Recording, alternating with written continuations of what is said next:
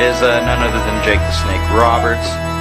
You know, one of my favorites. Excuse my dog on barking there. I love Jake the Snake, and as I said, I'm just going to start throwing some guys in here because I have so many to show. You've got, you know, Jim the Anvil Neihart, New Foundation years. Shortly after he left the Hart Foundation with Bret the Hitman Hart, you know, we've seen this variant of Jim Neihart's first figure in the New Foundation attire, which he started using this attire before the New Foundation, and then the New Foundation just, you know, Owen Hart took the attire as well. You know, you got the sexy boy Shawn Michaels and his debut singles attire. And a good one to go with him is, we'll move Jake back there. I got some explaining to do on him. But then you got, you know, Marty Jannetty as well, that they released as a singles wrestler as well when he came into the fold after the breakup, and, you know, when Michaels put him through the barbershop window and the Rockers thing went awry, and then they had the feud, so they had to make a figure of him as well. So we'll get rid of the Rockers, show you a close-up. There's HBKs. You know, I like this figure a lot over the using the Rockers variant. They made a couple other variants. They made the red and white variant. I only had this black and silver variant. But there you go, cool fig. Marty Jannetty, they just kind of threw in some, you know, speckled, I don't even know how to explain it, blue, yellow, red attire. Marty Jannetty right there, not one of my favorites. You know, if you've seen the tag team vid, like I said, check it out if you haven't. But here's Jim Neihart, you know, in his New Foundation attire, which pretty ugly outfit, I always thought. Jake the Snake, you know, he had Damien with him. It was very cool. Snake boots. This was one of the very few accessories that I held on to all these years. You know, I loved Jake the Snake Roberts and the Snake. Very cool fig right there. Jake the Snake.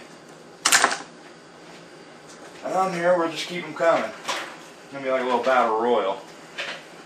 We got Hacksaw Jim Duggan. We've got Jacques Rougeau, a.k.a.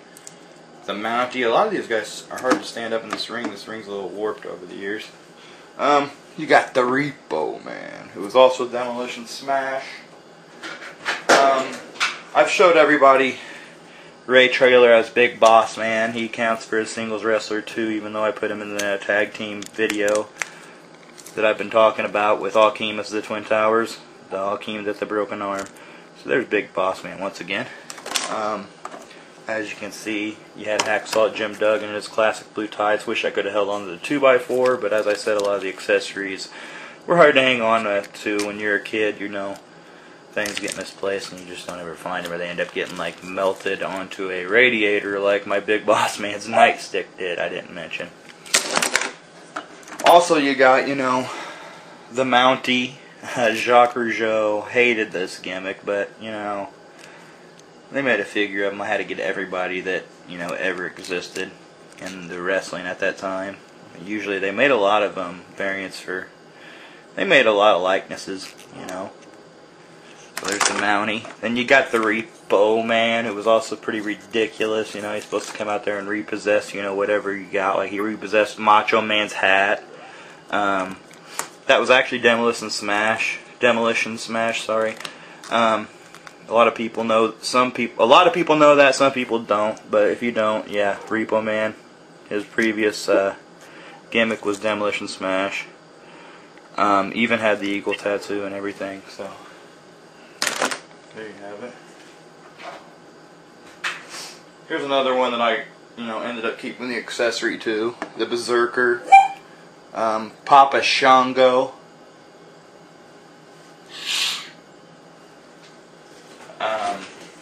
We'll throw some of these guys in here. You got the Undertaker's original figure that they made, the first Undertaker figure ever made. I'm pretty sure, yeah, I'm pretty sure he's the first Taker figure ever made. You know, you got some crazy ones like Skinner.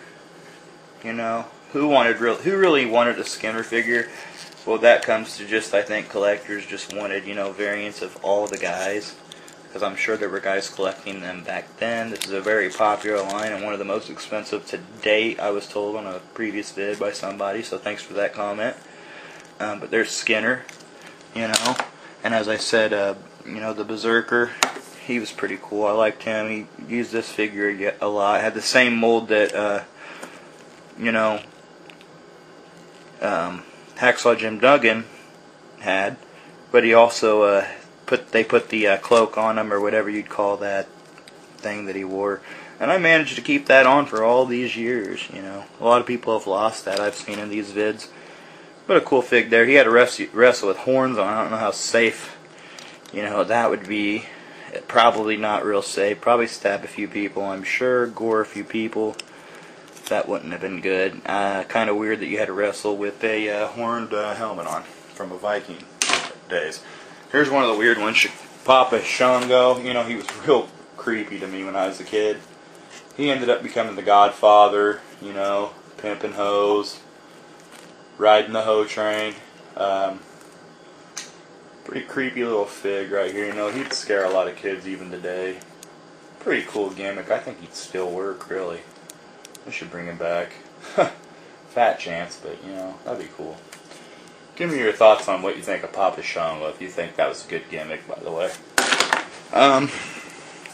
First ever Undertaker figure. Pretty neat. Although, you had to wrestle with his hat on the whole time, which I think that's humanly impossible unless they had it glued to his head or, you know, strapped on or something. And I never seen him wrestle with his hat on. That's another one of the things I've been saying about these Hasbro figs that I didn't care for, was that they'd, you know, make them in their attire that they'd wear to the ring. And why couldn't they just make an unmovable hat? You know, that hat did not come off. You don't know how many times I tried to pry that damn thing off. But there's the Undertaker. Pretty cool figure, though, you know, knowing that it's his first one. We're getting down to the nitty-gritty here. You know, you've seen these guys, the Natural Disasters. I showed them on my tag team vid.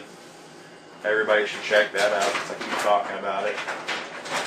You know, I'm going to show some of these ones we've already seen. Bret the Hitman Hart, he'd qualify for a single superstar, most definitely. We've seen, you know, we've seen IRS Taxman. We've seen him. And I think that was all the ones we've seen for the tag team reviews. Those are all the single superstars I decided to throw in the tag team and in the singles collection review, because they all were singles wrestlers at one point or another too, even though the Natural Disasters were more of a tag team. Typhoon did have a singles run after Quake left there for a while, you know. So there's Typhoon. There's Quake once again. Cool fig. By the way, rest in peace, John Tenta, Earthquake. You were awesome. There's the Taxman. You know, you better pay your taxes, or else I'll, you know, give you a belly-to-back suplex or put you in a full Nelson or something. I don't know. It was a ridiculous gimmick. But it kind of was on the lines of his Mr. Wall Street gimmick, which was a better name. You know, Michael Wall Street instead of IRS Irwin R. Shyster. But I've talked about him already. Not really getting into the ridiculousness of the gimmick, though. So there you have IRS once again. Then the great Bret Hart, you know, who's been around lately in WWE. I don't know if he'll be back on the scene or what coming up here, but we'll see.